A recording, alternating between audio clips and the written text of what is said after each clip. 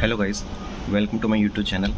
तो मैं आपको बताना चाहता हूँ कि मैं आज से मैं क्या मतलब अपन सब जो भी मेरे साथ पढ़ना चाहते हैं या फिर साथ में प्रिपेयर करना चाहते हैं, तो 100 डे का स्टडी चैलेंज अपने आज से ले रहे हैं और 100 डेज़ तक अपने एक बहुत ही अच्छे तरीके से तैयारी करेंगे। किसी भी पर्टिकुलर एग्ज़ाम को आप लेकर फोकस कर सकते हैं, या आपका कोई भी पर्टिकुलर गोल है, या किसी भी और या कोई भी और अलग चीज़ हो जो आपका एक स्पेसिफिक गोल है कि मेरे को ये अचीव करना है, उसके लिए आपको 100 दिन जी जान से मेहनत करनी है। ठीक है। और मैं एक स्टूडेंट हूँ जो कि गवर्नमेंट एग्ज़ाम की तैयारी कर रहा हूँ, तो उसके हिसाब से मैंने अपने एग्ज़ाम के लिए मैंने अपना टारगेट सेट किया है, जो मैं आपको अभी दिखाता हूँ।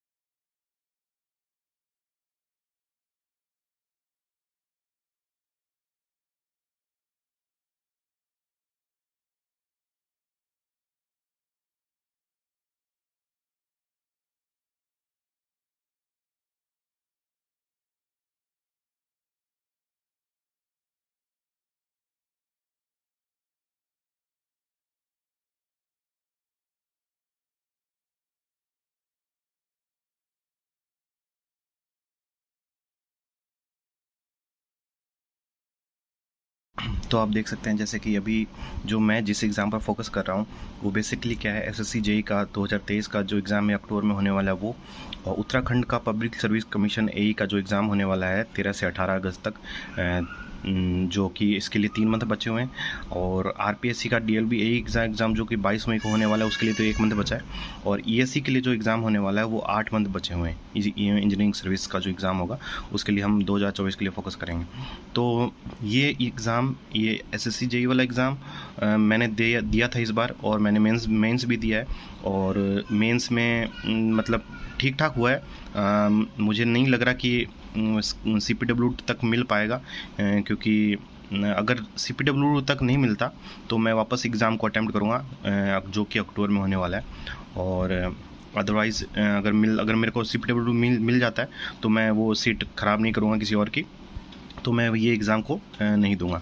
उसके बाद मैं उत्तराखंड पब्लिक सर्विस कमीशन एई का जो एग्ज़ाम हुआ है वो लास्ट ईयर हुआ था, और लास्ट ईयर वाला एग्ज़ाम मैं दे के आया था और मेरा एग्ज़ाम काफ़ी अच्छा हुआ था। ठीक है, तो उसके बारे में भी मैं आपको बता दूंगा अब मेरे नेक्स्ट व्लॉग में। और मैं वहाँ गया था तो वहाँ की मैं आपको जर्नी भी दिखा दूंगा एक बार, कि वो एग्ज़ाम एक्चुअली में आउट होने के कारण ये एग्ज़ाम कैंसिल हो गया था। तो अभी इसका एग्ज़ाम की न्यू डेट आई है 13 से 18 अगस्त की, जिसके लिए 3 मंथ पड़े हुए हैं। ठीक है, तो अप्रॉक्सीमेटली मान सकते हैं कि अगर हम स्टडी के लिए 100 दिन का अगर चैलेंज लें तो हमारे ये जितने भी ऑलमोस्ट एग्ज़ाम हैं वो के सारे अच्छी तरीके से क्लियर हो सकते हैं।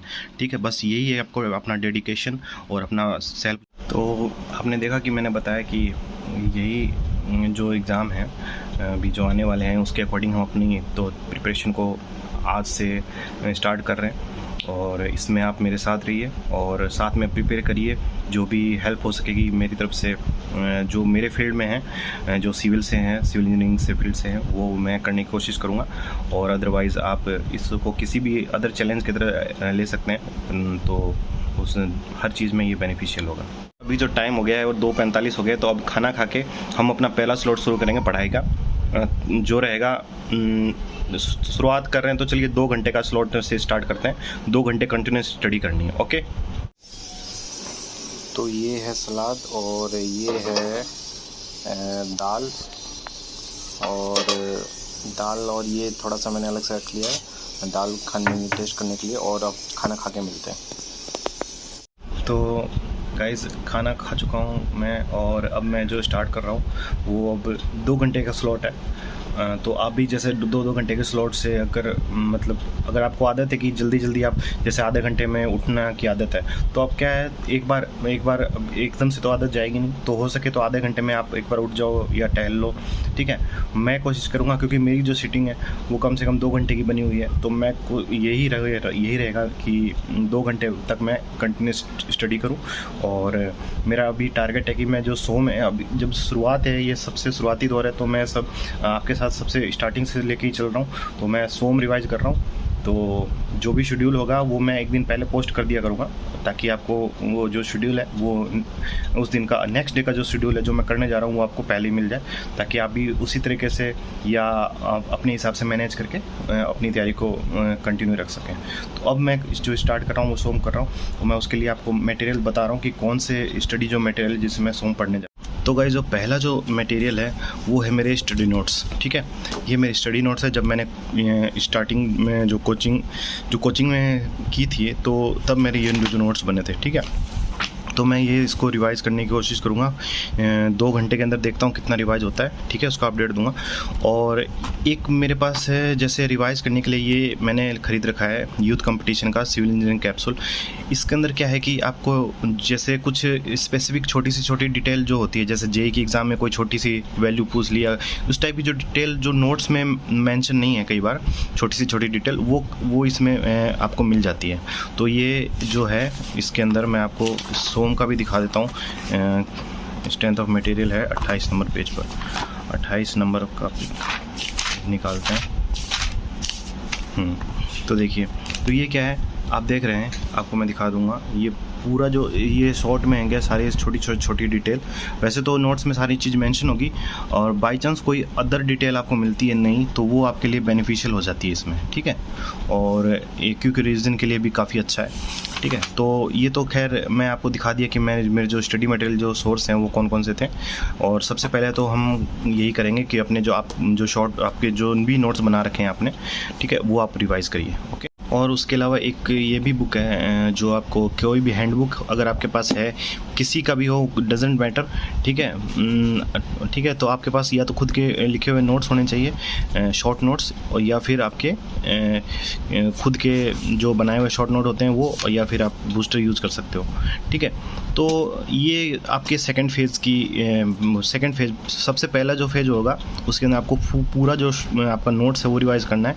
उसके बाद में शॉर्ट नोट्स पढ़ने हैं, ठीक है। पहले ही अपने को शॉर्ट नोट नहीं पढ़ने, एक बार सबसे पहले अपने जो अपना बुक है उसको हम कॉपी है उसको हम रिवाइज़ करते हैं। उसके बाद में इसकी ज़रूरत पड़ेगी, वो भी कब, वो भी मैं अभी नहीं, अभी तो केवल अपने को यही काम है कि अपना जो नोट्स है वो ये वाला सोम का वो अपने को रिवाइज़ करना है। तो सोम का जो रिवीजन है वो अभी स्टार्ट कर चुका हूँ मैं। और आप ध्यान रखना, जब भी आप किसी भी सब्जेक्ट को रिवाइज़ करो तो जैसे कि अगर आपने वो सब्जेक्ट काफ़ी टाइम हो गया रिवाइज़ किए हुए उसको, तो पहली बार टाइम लग सकता है, ठीक है। रिवीजन का यही फंडा है कि अगर आप जिस सब्जेक्ट को बहुत टाइम बाद अगर रिवाइज़ कर रहे हो तो उसमें ज़्यादा टाइम आपको लगेगा, लेकिन उस चीज़ से आपको घबराना नहीं है, ठीक है। तो अगर ये रिवीजन हो जाता है, इसके बाद अब जब आप सेकंड बार इसको रिवाइज़ करोगे तो डेफिनेटली है कि जो टाइम लगेगा वो पहले से कम लगेगा, ठीक है।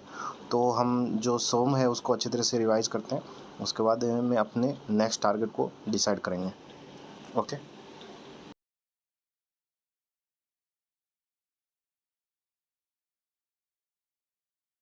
हेलो गाइस, तो आज का जो टारगेट था सोम का वो उसके 3-4 यूनिट बच गए थे, क्योंकि काफ़ी लंबा टाइम हो गया था और ज़्यादा टाइम लग गया था, क्योंकि मैंने बहुत टाइम बाद रिवाइज़ कर रहा हूँ। और क्योंकि हालांकि सारी चीज़ें दिमाग में, फिर भी जब आप एक कॉपी को पूरा रिवाइज़ करते हो अच्छे से तो उसमें टाइम लगता ही है। तो अगर जो भी अपना जो रिवीजन काफ़ी टाइम बाद कर रहे हैं, तो अगर उनको टाइम लग रहा है तो उनको ज़्यादा उसको आप डिवाइड कर लो छोटे छोटे हिस्सों में। अगर आप जैसे स्टार्टिंग के 3 यूनिट हैं वो थोड़ा लेंदी पड़ जाते हैं, बेंडिंग मोमेंट वाला, डिफ्लेक्शन वाला और सिंपल स्ट्रेस स्ट्रेन वाला, तो क्या कर सकते हैं आप वो 3 यूनिट को एक बार आप एक स्लॉट में सल्टा दीजिए, उसके बाद में कुछ और पढ़ लीजिए एक बार, ठीक है। और जब दूसरा स्लॉट स्टार्ट करिए तो बाकी के जो 5 यूनिट है वो आराम से फिर आगे वाली स्लॉट ख़त्म हो जाएगी। तो ऐसा करके आपका एक दिन के अंदर कम से कम सोम तो आपका रिवाइज़ ख़त्म हो जाएगा। तो अब मैं जो है स्टार्ट करूँगा राजस्थान जीके। और राजस्थान जीके क्योंकि जो मैं अभी एग्ज़ाम देने वाला हूँ DLB का, उसमें उसके लिए इम्पोर्टेंट है वो। तो अब राजस्थान जीके का मैं 2 घंटे का एक स्लॉट बना के पढ़ रहा हूँ, तो ठीक है। तो रात के खाने का टाइम हो गया है, तो अभी है रोटी और जो सब्ज़ी है वो भिंडी की सब्ज़ी बनाई है मैंने, और उसके बाद में हम अपनी नाइट स्टडी शुरू करते हैं। ठीक है गाइस।